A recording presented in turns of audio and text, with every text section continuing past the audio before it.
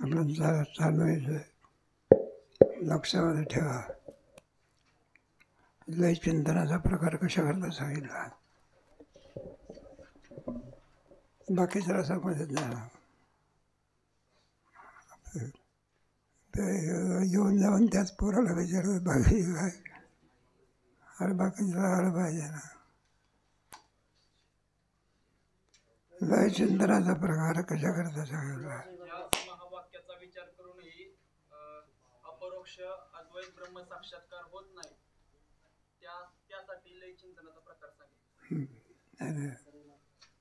का साक्षात्कार होत नाही? बुद्धिमांद्यामुळे. बुद्धिमांद्यामुळे. बरं, बुद्धी चांगली पाहिजे. टोपी घालून डोकं सुशिक्षित करण्यापेक्षा जाऊ द्या प्रदर्शनात. लय चिंतनात घ्यायचं पाहिजे. तेव्हा आपण ज्या क्रमाने आपण दिना चढतो ना त्याच क्रमाने उतरायचं. तेव्हा सृष्टी ज्या क्रमाने झाली त्याच क्रमाने काय करायचं, लय करायचं. मग सृष्टीला कारण कोण आहे? अरे सृष्टीला का माया घातली कारण. जड कुठं कारण होत असते? अरे जड कुठं कारण होत असते? एखादी गाडी आहे आणि ती बरोबर थांबते कुठं स्टँडवर. ते गाडी कुठं स्टँडवर थांबते का? त्याला कुठून तरी ड्रायव्हर पाहिजे. मग ते का मायाचं जड स्वरूप आहे. अरे काय मग कोण कारणीभूत आहे? ईश्वर. आणि संपूर्ण हे सगळं कोणाच्या लयवात असते? ईश्वर स्वरूपामध्ये आहे का नाही? आणि तो ईश्वरी सर्व सृष्टी काय करतो? उत्पन्न करतो. ईश्वर स्वरूप कसं आहे? अरे ईश्वर स्वरूप कसं आहे? जीवस्वरूप, ईश्वर स्वरूप, जगत स्वरूप, ब्रह्मस्वरूप. ईश्वर स्वरूप कसं आहे? माया अभिशिष्ट चैतन्य. त्याला ईश्वर म्हणतात. माया, मायामध्ये अधिष्ठानाचा पडलेला आभास. या तीन मिळून काय होतं? ईश्वर. त्याच्यामध्ये थोडे दोन प्रकार आहे. वाचस्पती मिश्र ते आभास मानत नाही, काय मानत नाही. आणि दुसरे आभासवादी, अवच्छेदवाद आणि आभासवाद. ते म्हणलं आभास मानण्याची काय जरूरत आहे? त्यांनी ब्रह्मसूत्रावरती मोठं भाष्य लिहिलेलं आहे. कोणी? वाचस्पती मिश्राने. बरीचशी कथा लिहिली आहे. चांगली गोष्ट आहे. तो एक खरा अभ्यासाचा. मग ते जीवस्वरूपामध्ये माया आहे. मग कोणत्याही कार्याला कारण किती असावी लागतात? दोन कारण असावी. एकाला काय म्हणायचं? उपादान. दुसरं निमित्त कारण. उपादान करण्याची व्याख्या आहे. नाही सांगता येत.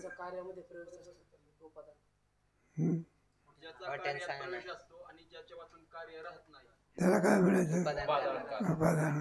आणि निमित्त कारण आपण वेगळं राहून कार्याला कारण ठरतं. बरोबर आहे ना. निमित्त कारण ज्याच्याशिवाय कार्य होत नाही, पण जे कार्यावर भिन्न असते. कुंभार कोण आहे? माती.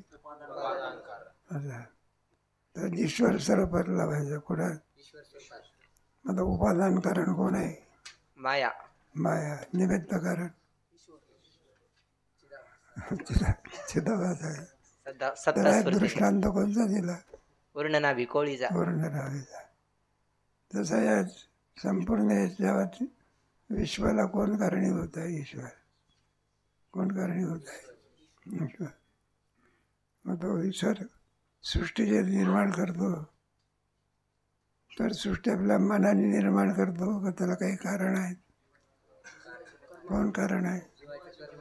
जीवाचं कर्म. ज्याचं जसं कर्म असेल तशी फळं मिळण्याकरता त्याला ही सृष्टी निर्माण. ज्याचा जसा गुन्हा असेल तसे तसे जेलमध्ये खोल्या असते का ते मला माहिती नाही. एखाद्याचा जास्त गुन्हा असेल अंधार कोठडी कोणती. एखाद्याचा गुन्हा असेल तर सक्त मजुरी म्हणजे ते काय नाही. ते कशाकरता निर्माण केलं सरकारने?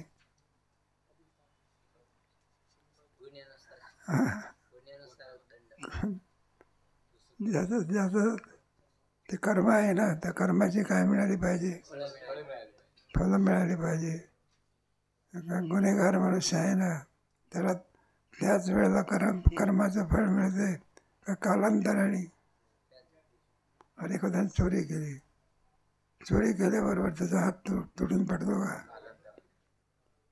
मग हात तुटून पडतो, पण या जन्मात नाही, पुढच्या जन्मात. नाहीतर या अतिउग्र कर्म असेल तर याच जन्मात, नाही तर मग बाकीच्या जन्मामध्ये. जसं जसं कर्म असेल त्याप्रमाणे असे होती तरू तरुण लोह लोष्ट आणि पाषाण, हे सगळ्या योनी दुःख भोगाच्या योनी आहे. त्यांच्या योनीमध्ये म्हणजे शरीरामध्ये हे वाघ आहे. सर्व प्राण्याला प्राणाचे धर्म असतात. त्याला भूक लागते की नाही कोणाला? वाघाला. आणि तो का अन्न खात असतो का? पाला खातो का? शेळी आहे का? मांस खातो. काय खातो? आणि त्याला दररोज मांस कोण आणून देईल? दररोज एखाद्या वेळा कुठे योग येतो, त्याला इतकी भूक लागते आपलंच मांस तोडून खातो.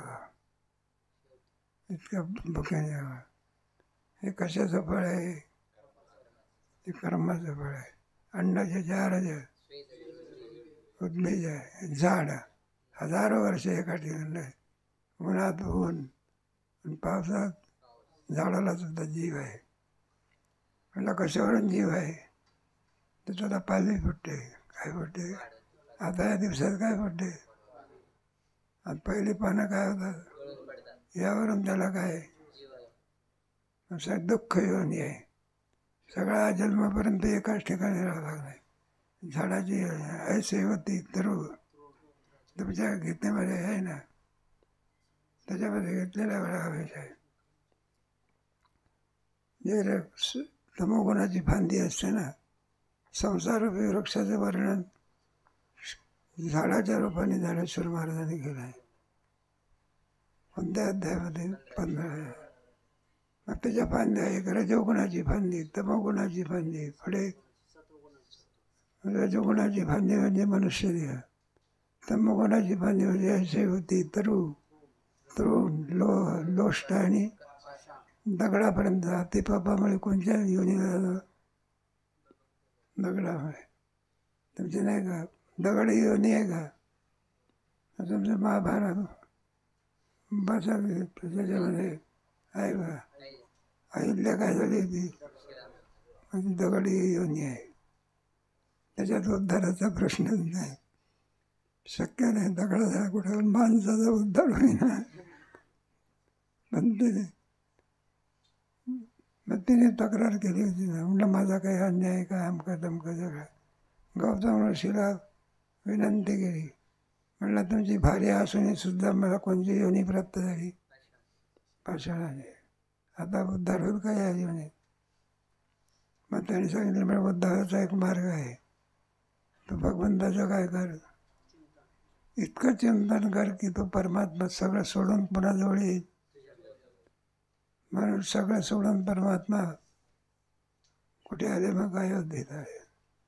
आणि मग अयोध्येत मजा मारत बसले का? कसं करता? काय भोजना करता आला का? उद्धारा करता आला? कशा करता?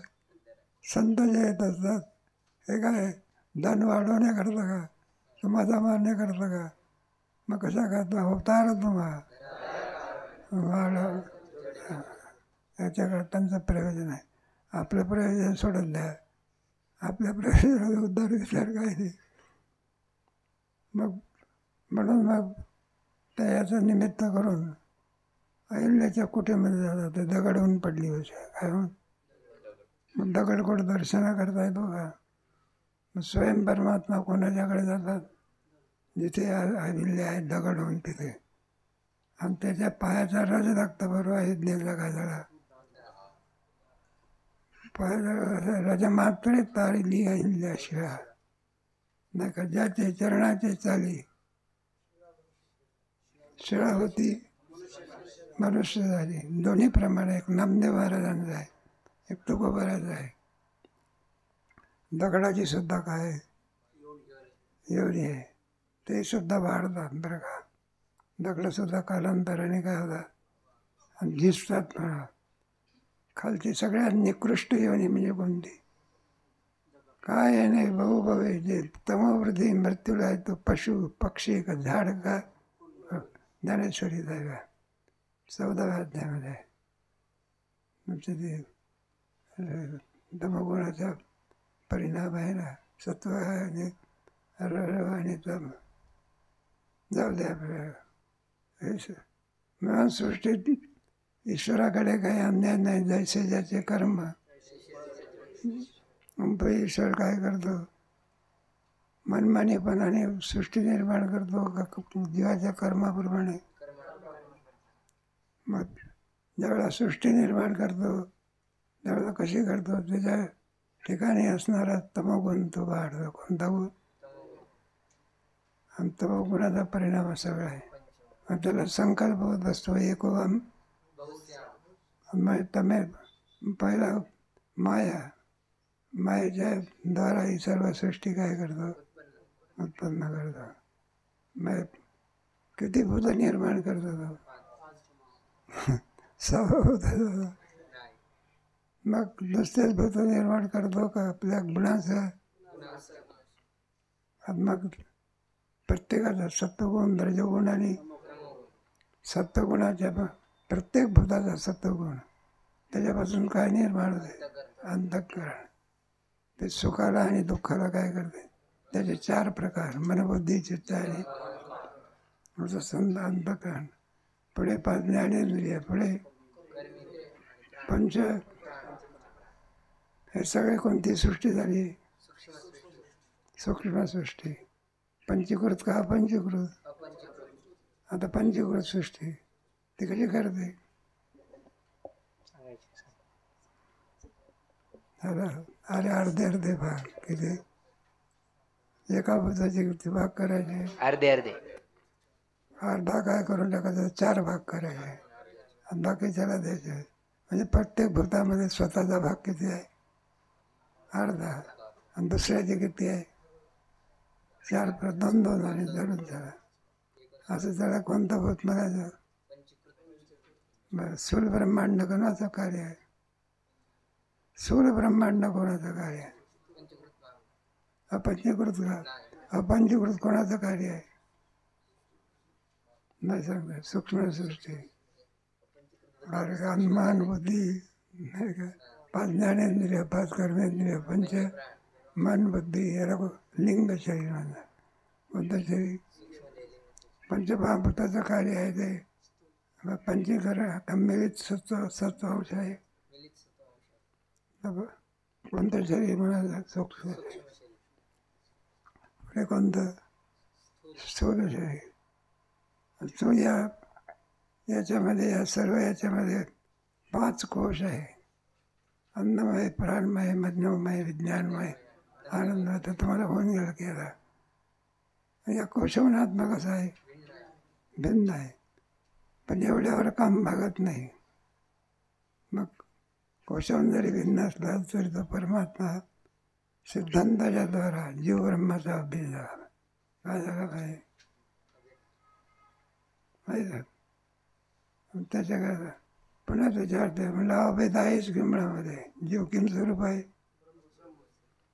मग काय साधना काय त्याला ब्रह्मा आणून देतात का. मग साधना काय निवाड पाडतात, ब्रह्मनिवृत्त करतात. मूळचा किम स्वरूप आहे तो. मग त्याचा आपल्याला स्वरूपाचा काय होत नाही. मग साधना काय करतात याचा. मग महात्म्यांचा निश्चय कसा मग सगळं दाखवलं आहे. त्याच्या दृष्टीने काय हा समजता ईश्वरी वासुदेव अजात वाद सगळा. कोणता वाद बघा. पण आता हा उपदेश सर्वाला सारखा होतो का. अनधिकारी असेल तर महाअनधिकारी करता लय चिंता नाही. कोणाकरता?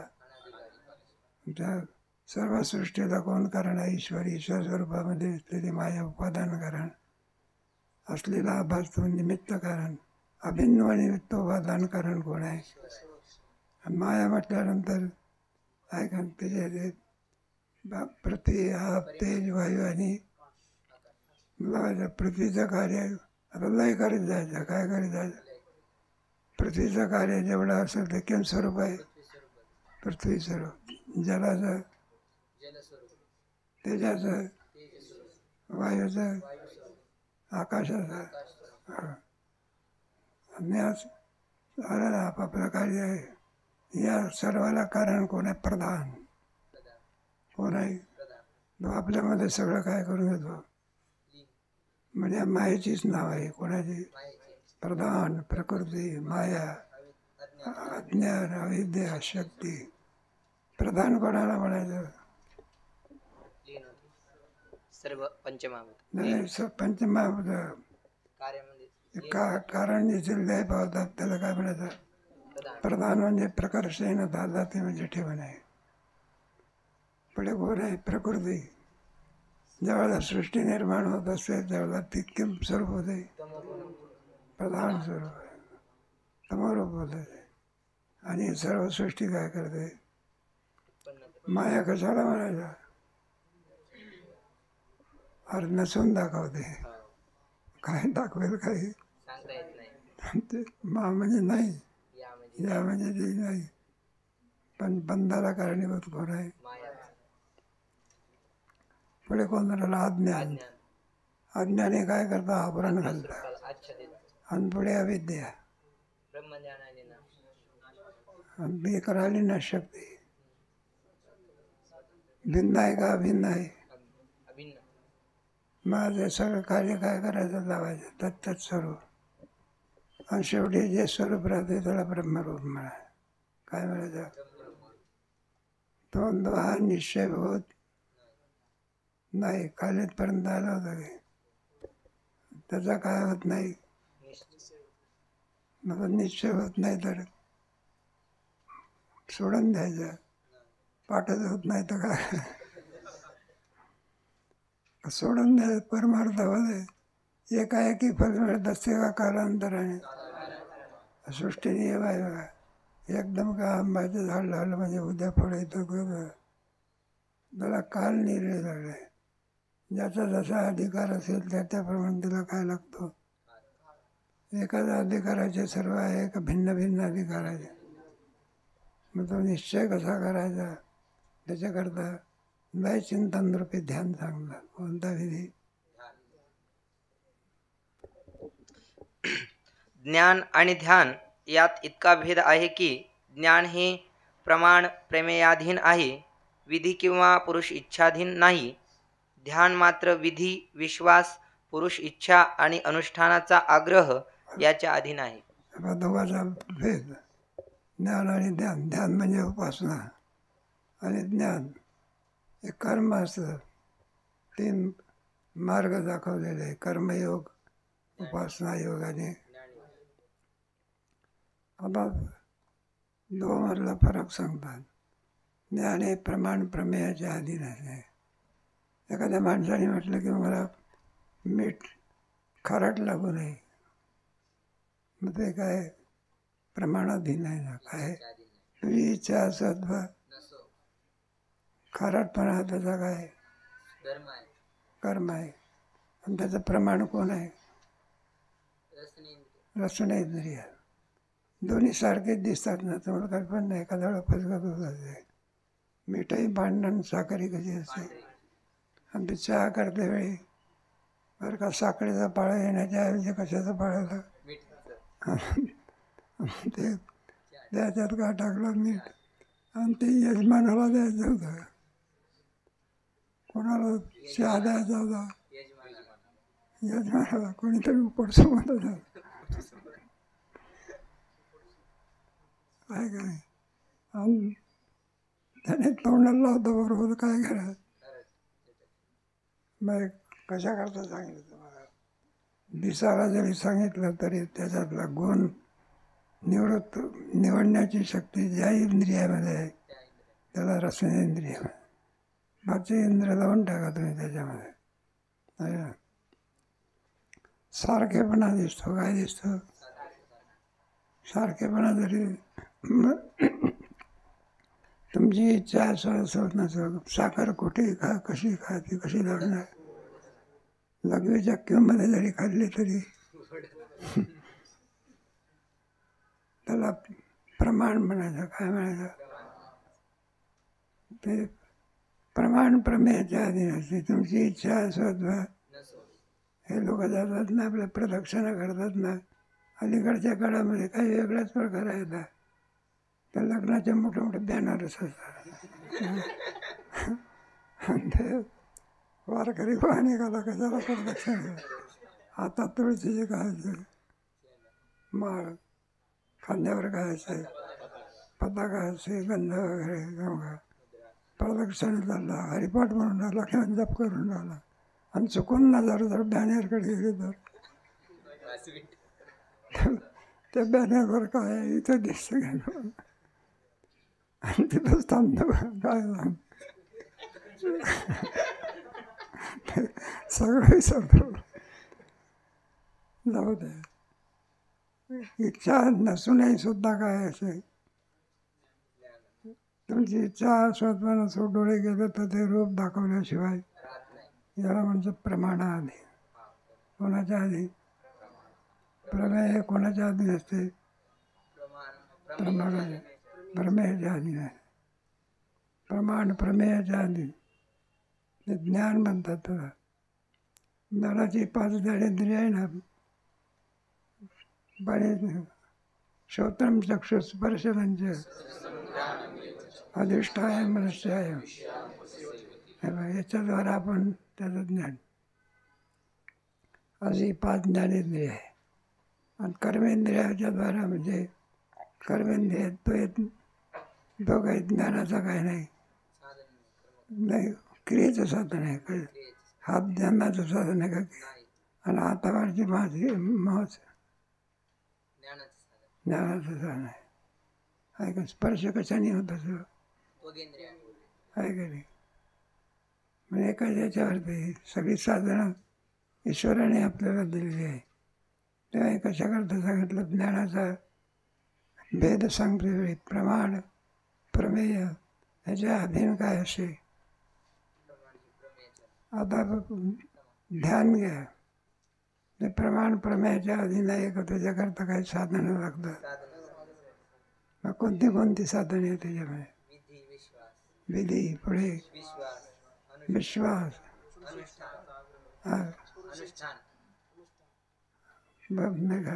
विधी, विश्वास, पुरुष इच्छा आणखी अधिष्ठान.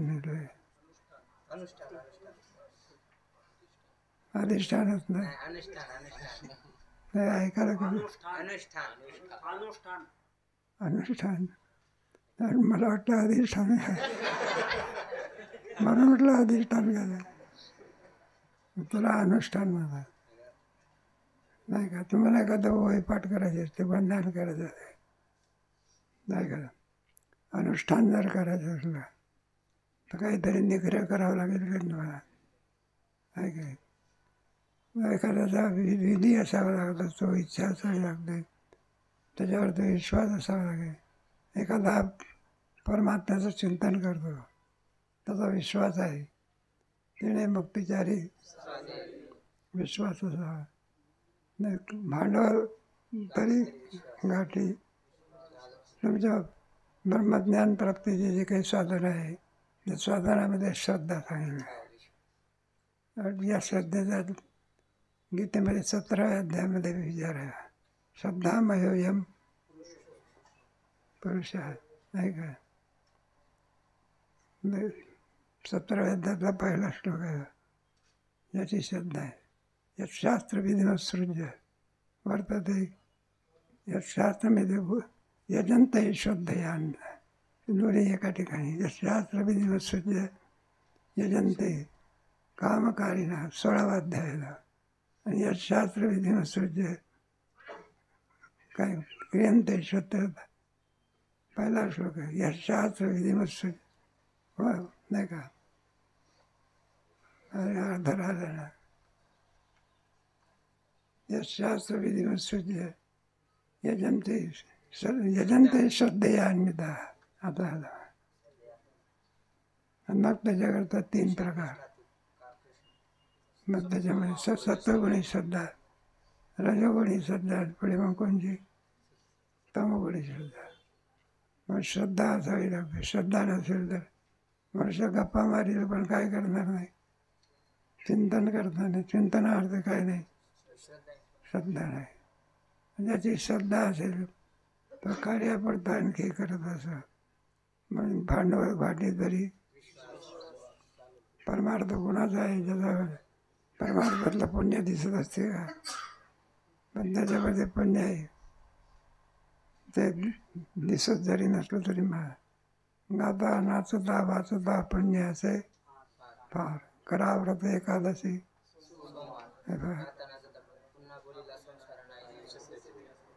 बरोबर आहे. कशा करता चाललं पाहिजे, एक एक उदाहरण त्या विश्वासाचा लागतो. काय बरं तुझा विधी कळायला पाहिजे. काय कळायला नाही तर आपला विधी जर कळला नाही, अविधीने ज्या प्रकारे विधी जर सोडून दिला. तुमच्या 13व्या अध्यायामध्ये विधीने जर कर्म केलं तर पुण्य उत्पन्न होत नाही, आणि विधी जर सोडून दिला तर पुण्य उत्पन्न होत नाही. विधीची वापे सत्क्रिया बीजारोपे तरी जन्मकोटी मापे सुखाची होईल. त्याला विधी म्हणतात. आपण तुमचे हे झालेलं काय अक्षय तृतीया मुहूर्ताचा काय होता, इतर दिवशी सुद्धा आहेत आणि त्याच दिवशी इतकं महत्त्व काय झालं, मग त्याचा मुहूर्त आहे. काय त्या मुहूर्तावर जर माणसाने काम केलं तर ते सफल होत असतं. अलीकडे मुहूर्त विरुद्ध काही पाळत नाही म्हणा, सोडून द्या. लग्नाचा मुहूर्त असते 7 वाजता आणि लग्न लागते 11 वाजता. त्याला विचारलं म्हणत काही वेळ कसा करता केला. म्हणे लोक नाचण्यातच गुंग झाले. कशा मला नाचण्यामध्ये त्यांना सांगितलं म्हणलं आहे बा लग्नाचा मुहूर्त 7ला येऊन ठेवलेला आहे, 8 वाजले. म्हणलं लग्न तर तुम्हीच बघा, आमचं माल नाचू द्या की आम्हाला. मला 5,000 रुपये दिले की घोड्याला 1 तासाची. किती घोड्याची किंमत 1 तासाला 5,000 आहे. माणसाला 5 रुपये मिळणार. म्हणून काय पाहिजे, विश्वास. पुढे काय पाहिजे, विधियुक्त कर्म पाहिजे. आहे काय तेव्हा कोणताही विधी आपण जेवायला बसलो त्याला सुद्धा काय आहे, उदरम मरण होय झाली जाई. अलीकडचा कुठला विधी नाही. आता तरुण वर्ग सगळ्या जरा बफे पार्टी असं म्हणतात.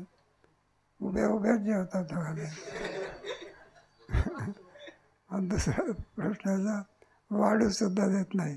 मीठ वाढलं त्याचं तोंडाला, चटणी वाढली. विधी आहे का पण पूर्ण वाढल्यानंतर ओम पूर्णपद पूर्ण प्राणाय स्वाहा पानाय स्वाहा व्यानाय स्वाहा असा विधी आहे. तो विधी काय करावा लागतो, ज्याचा जो विषय असेल. एकादशीच्या दिवशी अन्न खाण्याचा विधी आहे का, एकादशीचा अन्नपान स्वाहानविष्टे समान. तो विधी अन्न खाण्याचा काय नाही. मग दूध घ्या, काही तुमचं फळं घ्या, याचा विधी आहे. ते अन्नामध्ये मोडत नाही, कशात मोडत नाही. आणि बाकीचे अन्नामध्ये मोडतात. म्हणून एकादशीचा विधी आहे. तेवढ्यावर काम माझं असते का ज्या फराळ करायचा आणि झोप काढायची. मग काय केलं पाहिजे. आता जागारी बेगर समजा पूर्वीच्या काळामध्ये एकादशीच्या दिवशी माणसं रात्रभर भजन करायचे. कशाचे, आमच्या गावात सुद्धा रात्रभर भजन करायचे. सकाळच्या पहिले काकडा केला की मग घरी जायचे. आता जागर म्हणजे काय, कशाला गेला होता जागराला? 9ला गेला आणि 10ला परत आला.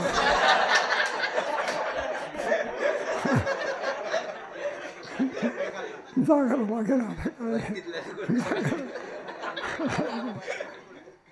ज्ञानेश्वर महाराजांचा पालखी सोबत पाहायला म्हणजे अलीकडे जागर बिगर विसरले. आता कुठला जागर बिगर काय काकडा होतो हेच ईश्वराची कृपा. जाऊ दे. दृष्टांत, विधी, विश्वास, विधी. पुरुषाची काय पाहिजे? इच्छा पाहिजे. इच्छा नसेल तर मग काय उपयोग आहे? म्हणून चांगली शुभेच्छा इच्छा बना, हे सुद्धा पुण्याचं फळ आहे. कोणती इच्छा म्हणे? शुभेच्छा. काय काय व्यवसायात्मिका बुद्धी रे के भविष्य काय नंताशा. आहे का? ईश्वरा वाचवणी काही अनेक आणि नाही, ते एकच बुद्धी पाहिजे अर्जुनाने. ज्या बुद्धीमध्ये शुभ वासना होत असते तिला सद्बुद्धी असं म्हणायला. सर्वांनाच प्राप्त होत आहे असं नाही, त्याला काहीतरी पुण्य आहे. खरं त्याच्यामध्ये सत्संगती लागते. कोणते? सत्संगतीने अशुभ वासना जाते आणि शुभ वासना काय होते? प्राप्त होते. सत्संगतीचा काय आहे? म्हणून तर देव वसे चित्तीन त्याची ऐसे आवडते म्हणा. म्हणून विधी, विश्वास, इच्छा आणि अनुष्ठान. अनुष्ठानामध्ये आग्रह लागत असतो. नाहीतर आपलं अनुष्ठानाला बसतो आणि तिकडे काहीतरी प्रसाद वाटायला आला तर अनुष्ठान देतो सोडून. जेवणाचा आनंद झाला तर तिकडेच जातो. अनुष्ठानामध्ये निग्रह असावा लागतो. नाही का? अनुष्ठान असतात ना काय म्हणजे गोकुलाष्टमीच्या ह्याच्यामध्ये वेगळं, राम जन्माच्या ह्याच्यामध्ये सुद्धा काय नवरात्र म्हणतात त्याला. अनुष्ठानाला बरीचशी माणसं अनुष्ठानं करतात. हे भांडवल कोणाचं आहे? ध्यानाचं आहे. आणि ज्ञानाचं कोणतं आहे? प्रमाण प्रमेयाने. पुढे वाचा. जसे प्रमाण नेत्र आणि प्रमेय घटादी यांचा संबंध होताच विधी, विश्वास व पुरुष इच्छा या वाचूनही घटाचे प्रत्यक्ष ज्ञान होते. असे पहा की भाद्रपद शुक्ल चतुर्थीचे दिवशी, शुद्ध चतुर्थीचे दिवशी चंद्रदर्शनाचा विधी नाही, उलट निषेध आहे.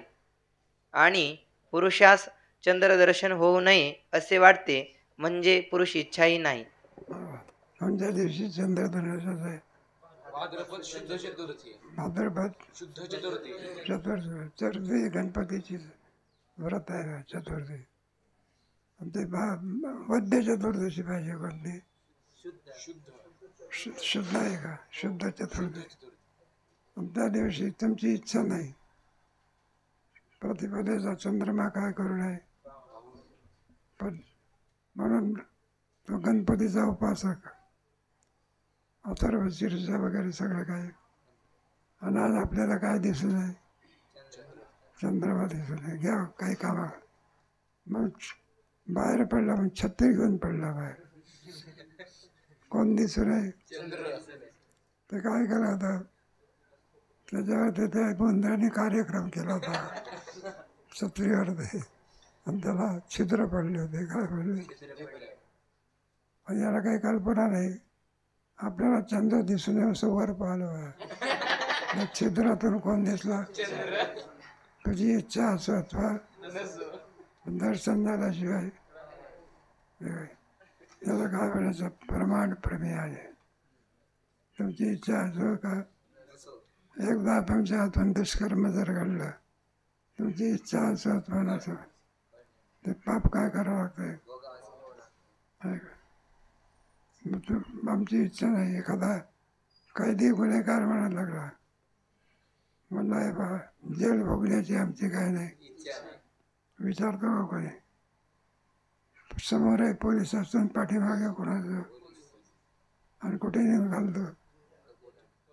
तुमची इच्छा असो अथवा गुन्हा केला ना तर दंड काय होतो? शासन म्हणतात त्याला. सरकारी शासन, जर सरकारी शासनामध्ये जर अनेक गुन्हेगार सुटू शकत नाही, मग तो ईश्वरी शासन आहे कोणतं? आणि तो ईश्वर सामान्य आहे का? त्याच्या आज्ञेने सर्व काय चाललंय. मग ते काही नाही, ज्याचं कर्म जसं असेल त्याने कर्म काय केलं पाहिजे. ते एक आहे बा, भोग कोणाला चुकतं ते विचारता घडात आहे ज्ञात्या पुरुषाला. सांगता येईल का? बरं सांगे. पूर्व पक्षाने ज्यावेळेस कर्म आणि मोक्ष होतो अशी शंका केली होती, त्यावेळेस तो म्हणतो ज्याप्रमाणे वेदांत मतामध्ये नित्यकर्म नित्यनैमित्तिक कर्म करते वेळी ब्रह्मज्ञानाने त्याचे जे कर्म आहेत त्या कर्मांचा नाश होतो, कारण तो ब्रह्मज्ञानाने नित्य नैमित्तिक कर्मही जळतं, क्रियमान कर्म तेही जळतं, प्रारब्धही जळतं आणि संचित कर्मही जळतं. प्रारब्ध हे तो भोगत असतो, संचित आणि क्रियमान हे ब्रह्मज्ञानाने त्याचा नाश होतो. आणि त्या पूर्व पक्षाचं म्हणणं तो पण म्हणतो की नित्यनैमित्तिक कर्माचं अनुष्ठान करा, त्याने पुण्य तर उत्पन्न होणार नाही, परंतु न केल्याने जे पाप होईल असं ते पाप होणार नाही, म्हणून नित्यनैमित्तिक कर्म करा. आणि प्रायश्चित्त जे कर्म आहे ते प्रायश्चित्त कर्म आपल्याकडून जे पाप कर्म घडलेलं आहे, ज्ञात असो किंवा अज्ञात असो, जर आपण नित्यनैमित्तिक कर्म केलं तर ते अज्ञात पातक किंवा ज्ञात पातक याचाही नाश होतो. ज्याप्रमाणे तो म्हणतो की वेदांती ब्रह्मज्ञानाने संचित कर्माचा आणि क्रियमान कर्माचा नाश हा ब्रह्मज्ञानाने मानतात, तसा आम्ही जे अज्ञात पातक आहे किंवा प्रायश्चित्त कर्म आहे याचा नाश हा नित्यनैमित्तिक कर्माच्या अनुष्ठानाने मानतो. आणि त्याच्यानंतर त्याचं खंडन करतानाच वेदांतांनी सांगितलं होतं, हे असं म्हणता येत नाही. वेदांताचा ब्रह्मज्ञानाने क्रियमान कर्माचा नाश का होतो, तर क्रियमान कर्मामध्ये त्याच्याकडून शुभ जरी कर्म घडलं किंवा अशुभ जरी घडलं, निषिद्ध जरी घडलं, तर विहित जरी घडलं, तरी त्याची त्या ब्रह्मज्ञानामध्ये असंग अशी वृत्ती किंवा त्या कर्माविषयी तो करत असतानाच ते निष्काम करत असतो, म्हणून त्याचं जे विहित किंवा निषिद्ध कर्माचं फल आहे हे ब्रह्मज्ञानाने नष्ट होतं. थोडक्यामध्ये असा विचार आहे का रे, कर्माचे प्रकार सांगायचे, नित्य नैमित्तिक, काम्य, निषिद्ध कर्माचे प्रकार फारसे काही सांगितले, विहित कर्माचे काय सांगितले. त्याच्यामुळे नित्य नैमित्तिक, काम्य, अनेक प्रायश्चित्त. तर जीवाच्या बाबतीमध्ये असं आहे बरं का, प्रारब्ध प्रत्येकाला काय करावं लागतं. कारण काय, ब्रह्मज्ञान कोणाला नाहीचं करतंय, संचित कर्माला प्रारब्धाला नष्ट करीत, म्हणून तर जीवनमुक्ती अवस्था आहे. मग ते प्रारब्ध कर्माला काय करू शकत नाही. प्रारब्ध काय केलं पाहिजे, भोगूनच काय केलं पाहिजे. पण ज्ञात्या पुरुषाला भोगूनच संपवलं पाहिजे असा विधी कोणाला नाही, ज्ञात्या पुरुषाला. का नाही ते पहा, त्या कर्मामध्ये आहे का नाही, कर्ता कर्म क्रिया वगैरे आत्मस्वरूपाच्या ठिकाणी अविद्येमुळे दिसते. कोणामुळे दिसते? आणि ज्ञान असल्यामुळे ती अविद्या काय होते, नाही शिवाय.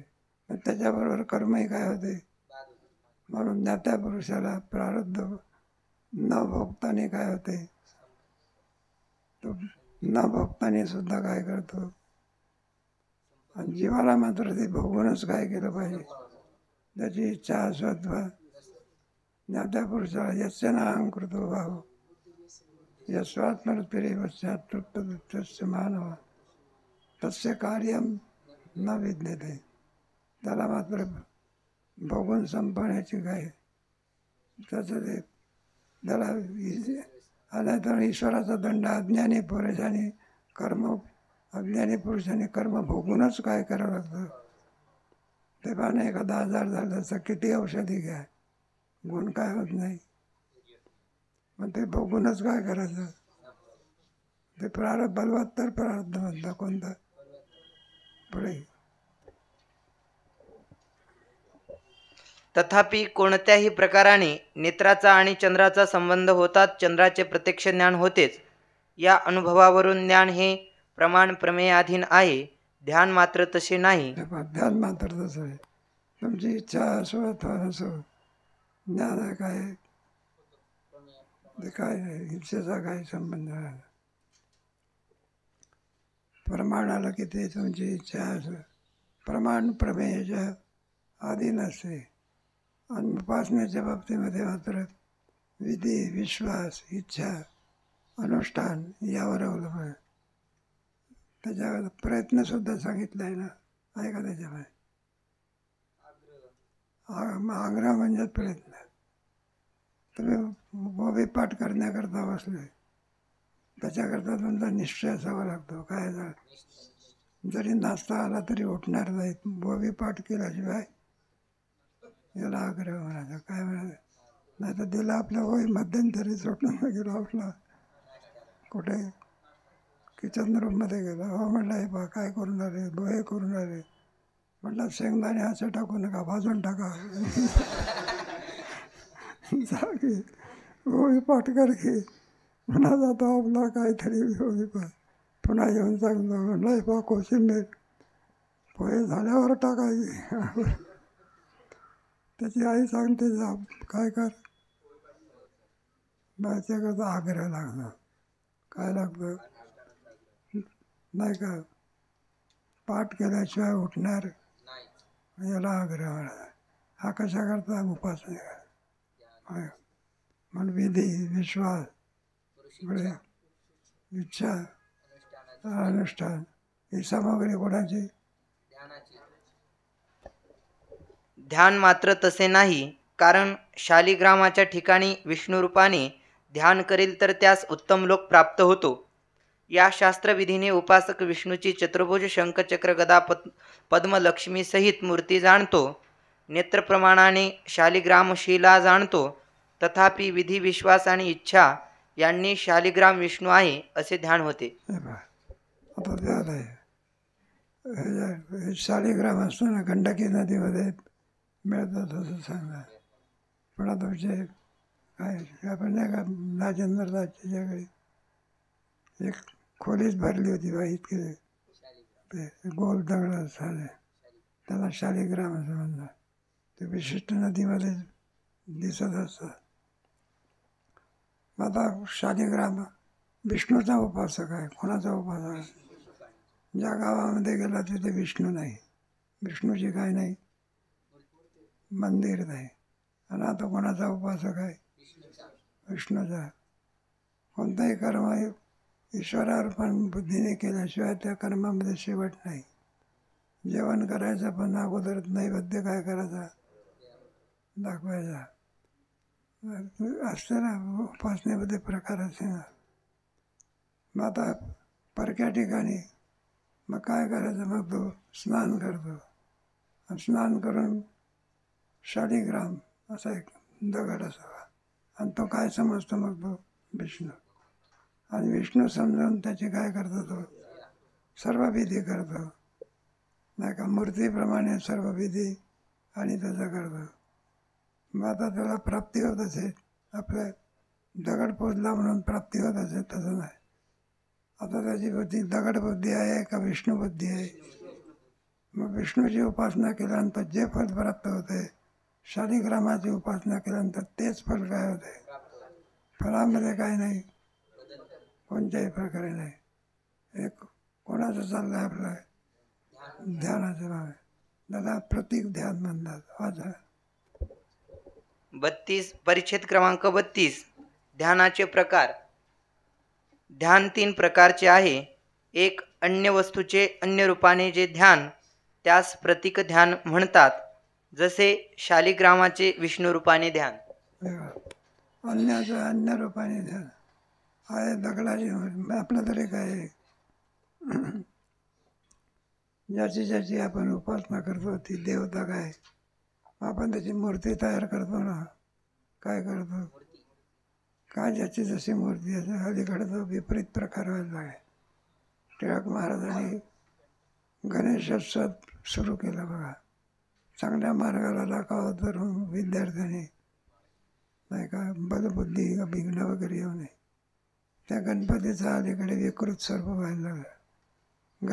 गणपती रूपामध्ये मूर्ती काढत नाही. मग काय करतात, गणपतीला पॅन्ट नेत होता. अलीकडचा प्रकार अर्धा पॅन्ट नाही तर पूर्ण पॅन्ट. एवढ्यावर काम भागत नाही. विकृती म्हणतात त्याला. कोणती अलीकडे काय काय घडेल काही सांगता येत नाही. आता गणपती काही ठिकाणी तर पॅन्ट वगैरे द्या सोडून त्याच्या तोंडामध्ये सिगारेट देतात. कोणाच्या तोंडात. आता एक पूजा झाली का विकृती झाली. टिळक महाराजांनी उत्सव कसा करता सांगितला आणि त्याचा परिणाम काय व्हायला लागला, विपरीत व्हायला लागला. त्या विपरीत परिणाम होऊ नये आपल्या ह्याच्यामध्ये. तुम्हाला गेलं ना नाही पंचदशीमध्ये ह्याच्या जर सर्वच ठिकाणी परमात्मा व्यापक आहे. मग आता हे झाडं अवजारं वगैरेची पूजा केली तर आपल्याला फल मिळणार नाही का? आता विचारसागरामध्ये गेलं काय उत्तर दिलं याचं?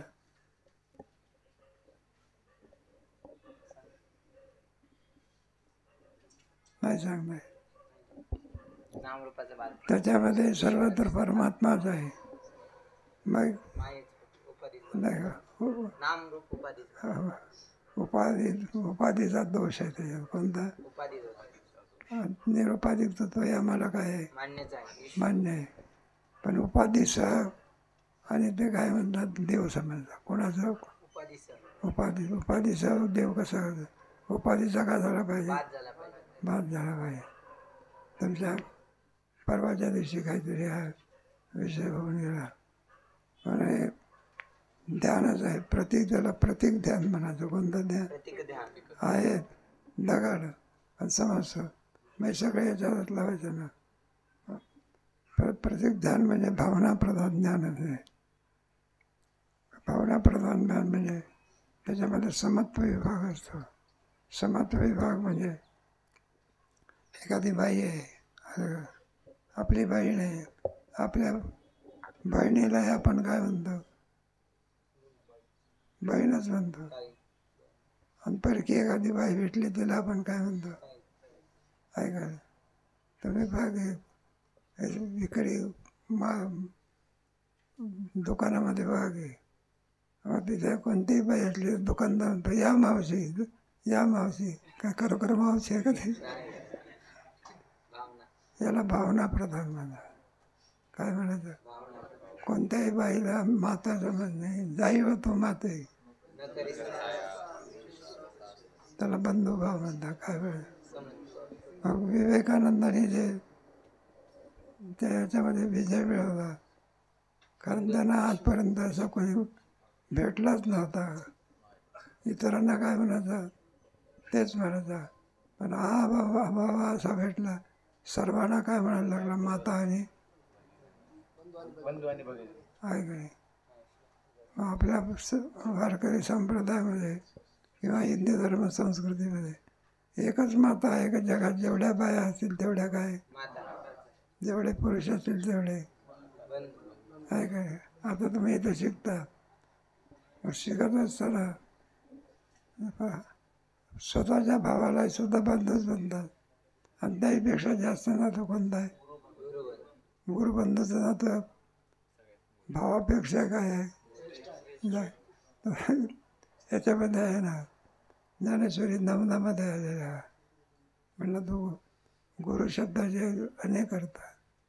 जो सर्वामध्ये श्रेष्ठ आहे त्याला गुरु आहे. गृह्णाति गुरु.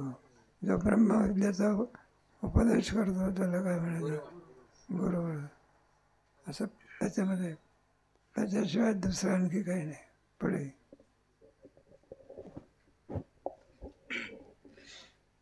दोन शास्त्रात वर्णन केल्याप्रमाणे शंखचक्रादी सहित चतुर्भुज मूर्तीचे म्हणजे आकारवान विष्णूचे जे ध्यान ते ध्येयानुसार ध्यान. कारण विष्णूचे स्वरूप प्रत्यक्ष नाही केवळ शास्त्रवचनाने जाणले आहे.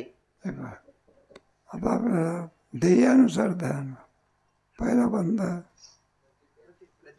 दुसरं कोणतं. आता शास्त्रामध्ये कसं शांताकारं भुजगशयनं विश्वाधारं गगनसदृशं एकं नित्यं विमलवचनं सर्व भावातीतं त्रिगुणरहितं सद्गुरुंतं. सद्गुरूचं वर्णन विष्णुरूपाने शांताकारं आहे. परमात्मा कशावर शेषशाही भगवान. तो त्याच्यावर काय आहे, परमात्मा विराजमान आहे. मग कुठे गावात आहे परमात्मा विराजमान का समुद्रात आहे. शांताकारं भुजगशयनं विश्वाधारं. हा बाबा कुठे बसलेला आहे, समुद्रात आहे. नाही का, शेषशाही म्हणतात ना, कोणावरती बसलेलं आहे. आणि त्याच्या दर्शनाकरता जायचं. कोणी जाईल का दर्शनाकरता, आहे का, शेषशाही. पण आता शास्त्रामध्ये तसं काय केलेलं आहे, विष्णूचं वर्णन वेगळं, रामाचं वर्णन, कृष्णाचं वर्णन. रामाच्या वर्णनामध्ये बासरी असते का, कृष्णाच्या वर्णनामध्ये धनुष्य असते का, धनुष्यबाण. शिवाजी महाराज असले तर शिवाजी महाराजांनी तलवार काढाव्या. कुठे असते तलवारीशिवाय महाराजाचं ऐश्वर उत्पन्न होत नाही. ज्याचं त्याचं ऐश्वर. मग रामाच्या ह्याच्यामध्ये धनुष्यबाण आणि भगवंताच्या लिलेमध्ये बासुरी आहे. मग तसे त्याच्याप्रमाणे आता समचरणात आहे. कोण, रामचंद्र प्रभू कोणच्या पक्ष आहे, आणि परमात्मा देवडा चरणी कोणत्याच्या, एक पायाचा वाकडा आहे. देवडा चरणी वाजवितो. हे सगळे वर्ण त्याप्रमाणे तसं काढावं लागत आहे. मोराचा फीस वगैरे म्हणजे मग शास्त्रामध्ये ज्याप्रमाणे वर्णन केलं जाईल त्याप्रमाणे. एका दत्तात्रयाचं वर्णन असेल, एक मुख का तीन मुख आहे काय. गणपतीचं एखादा हत्तीची काय दाखवावं लागते, वाहन कोणतं दाखवायचं.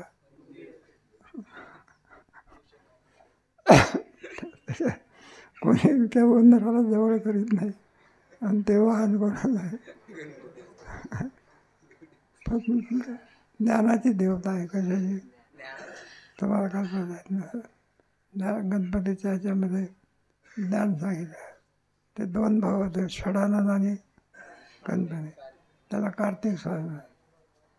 तेव्हा गणपतीला हिनवायचे, काय करायचे.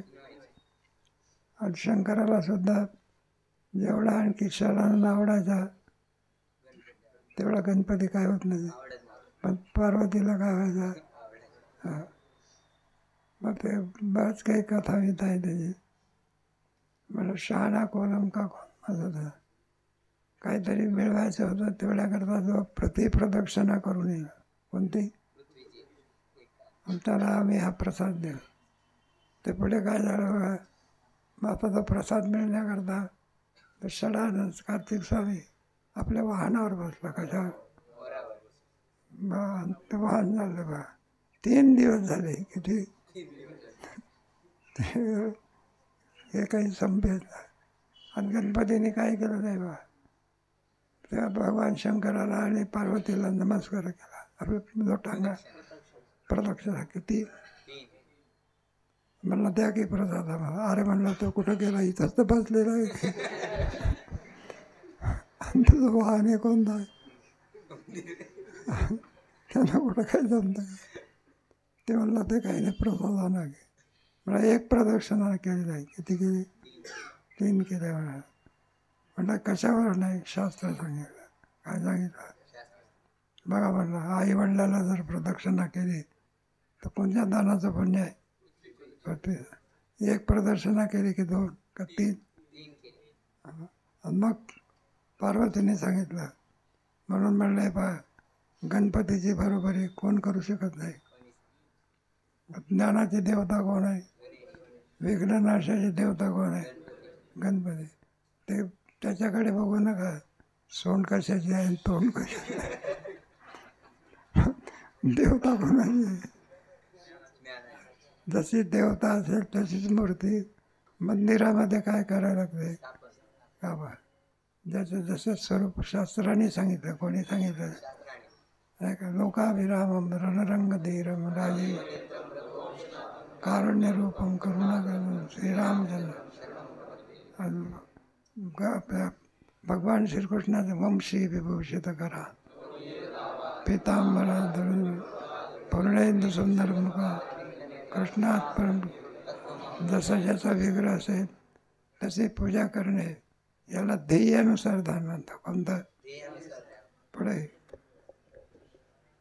आणि शास्त्रे तर शंखचक्र गदा शंखचक्रादी सहित विष्णूचे स्वरूप सांगतात. म्हणून हे ध्येयानुसार ध्यान आहे. विधी, विश्वास व इच्छा या वाचून ध्यान होत नाही. ही उपासना करावी अशा शास्त्राच्या प्रेरक वचनास विधी म्हणावा. त्याला काय म्हणतात? विधी. शास्त्राने जसं सांगितलं असेल त्याप्रमाणे. शंकराच्या गळ्याला काय असतं? आणि भगवान विष्णू शेषावरती काय करतात? काय करत? भगवान शंकर कुठं सापावर बसले आहे का? ते का नाही. पुढे संपलं का? वाचा की. त्या वचनाच्या ठिकाणी असणाऱ्या श्रद्धेस विश्वास म्हणावा. अंतःकरणाच्या कामनारूप रजोगुण वृत्तीस इच्छा म्हणावी. ध्यानाचे हेतू 3 आहेत, ज्ञानाचे नाहीत. ध्यान आग्रहाने करावे लागते. ज्ञानास आग्रहाची जरुरी नाही. कारण आग्रहाने करावं लागते. ज्ञान कसं करावं लागतं? नाही का? कोणते ज्ञानेश्वरी पाठ कशाने करावं लागते? नाही का? एक जण आला होता बघा. तो म्हणायला लागला, म्हटलं बरं आहे, मला म्हणे ज्ञानेश्वरी नुसते पारायण नाही, पाठ करायचे आहे म्हणे. काय करायचे? आनंदाची गोष्ट आहे. म्हटलं भंडारा डोंगरावर जा, कुठेतरी जा, आश्रय करा, पाठ वगैरे. म्हटलं तुम्हाला. आणि तो ज्ञानेश्वरी पाठ करण्याकरता आला. म्हटलं रिझर्वेशनचं तिकीट काढून आलं. म्हटलं किती दिवसाचं तिकीट आहे? म्हटलं 3 दिवसाचं. आता 3 दिवसामध्ये कुठं पारायण होते का? आता जिथे पारायण होईल ना तिथे पाठ होईल का? मग अनुष्ठानाला काय लागतं? आणि नुसते बोलून कुठं जमत असते का? तुझ्याकरता निग्रह करावा लागतो. आहे काय? ते पहा भंडारा डोंगरावर ते भामचंद्र डोंगरावर ते बापावर कसे पाठ करतात. खाण्यापिण्याचं सुद्धा काय होतात? 9,000 गोव्या पाठ करणं म्हणजे एका वर्षाचं काम आहे काय? ते सगळं ते बा एक पोरगा आहे बघा, काय नाही 12-13 वर्षाचं, सगळी ज्ञानेश्वरी काय वर्ष. ते आश्चर्य मानावं लागेल. त्याचा भाऊ आहे ना लहान, तेसुद्धा त्याच्याकडून पाठ. तात्पर्य केवळ चंचलता कामाची नाही, पण त्याला आग्रह लागतो. काय लागतो? थोडे. ध्यान आग्रहाने करावे लागते. ज्ञानास आग्रहाची जरुरी नाही. कारण निरंतर ध्येयाकार चित्तवृत्तीस ध्यान म्हणतात. त्यात वृत्तीमध्ये चंचलता असेल तर आग्रहाने वृत्तीची स्थिती करावी लागते. हे पहा, मन म्हटल्यानंतर ते स्थिर स्वरूपाचं आहे का चंचल स्वरूपात? म्हणजे नाही का एखादा मुलगा असं म्हणलं ज्या अर्थी तो खोलीमध्ये दिसतो त्या अर्थी तो झोपला असला पाहिजे. म्हणलं तुम्ही त्याला पाहिलंही नाही, काही नाही, झोपला आहे असं कसं म्हणतात? म्हणलं झोपला असतो त्यावेळेलाच तो खोलीत असतो. कोणत्या खोलीत काही सांगता येत. तेव्हा त्याच्याकरता आग्रह असावा लागतो. म्हणून काय काय पाहिजे? नाही का? विधी, विश्वास. काय पाहिजे? पहिला काय पाहिजे? विधी. भीती. पुढे विश्वास, पुढे इच्छा, आणि पुढे अनुष्ठान, आग्रह, हे कोणाचं साधन आहे? ध्यान. आणि प्रमाण प्रमेय देणे कोणाचं साधन आहे? ज्ञानाचं. असा प्रश्न विचार, ज्ञान आणि ध्यान याच्यातला फरक काय करा, स्पष्ट करा. परीक्षा आली म्हणजे त्यावेळेस तुम्हाला विचारू, आता सध्या सांगू हुकून ठेवा. का अधिक विचार कधी करू, इथेच थांबू.